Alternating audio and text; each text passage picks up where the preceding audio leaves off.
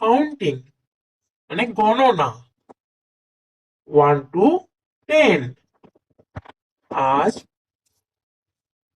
1 to 10 কাউন্টিংটা শিখবো। এসো।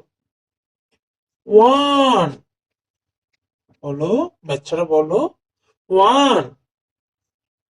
এটা 2। এটা 2। এটা বলো, এটা 3। এটা 3। এটা 4। এটা 4। এটা 5। এটা 5।